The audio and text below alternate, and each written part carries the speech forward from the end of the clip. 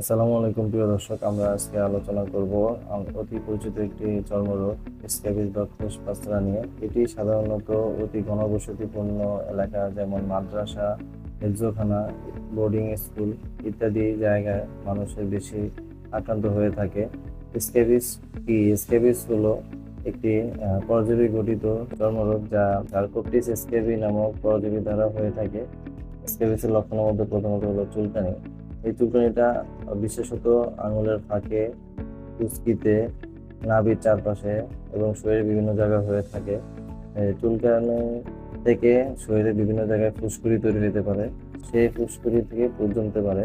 আর যদি প্রচলিত লক্ষণগুলো যদি আমরা বুঝতে পারি, তাহলে একজন স্পেশালিস্ট ডাক্তার আপনাকে পারমেথ্রিন ক্রিম প্রেসক্রাইব করবেন। আর সেই ক্রিমটি লাগানোর একটা নিয়ম আছে।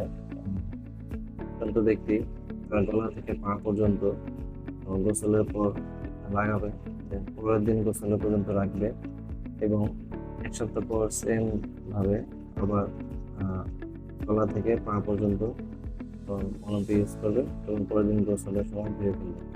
এবং সাথে সাথে আক্রান্ত ব্যক্তির ব্যবহার্য কাপড় চোপড় গুলো ধুয়ে ফেলতে হবে গরম পানি দিয়ে।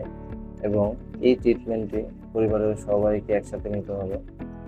স্ক্যাবিস কিছু জটিলতা তৈরি হতে পারে, যেমন ব্যাকটেরিয়াল ইনফেকশন এবং দীর্ঘদিন স্ক্যাবিসের চিকিৎসা না করানোর ফলে কিডনি কিছু জটিলতা তৈরি হতে পারে, যেমন অ্যাকিউট গ্লোমেরুলোনেফ্রাইটিস। প্রিয় দর্শক, আজ এ পর্যন্ত। দেখা হবে অন্য কোনো ভিডিওতে, অন্য কোনো বিষয় নিয়ে। এ পর্যন্ত ভালো থাকুন। আসসালামু আলাইকুম।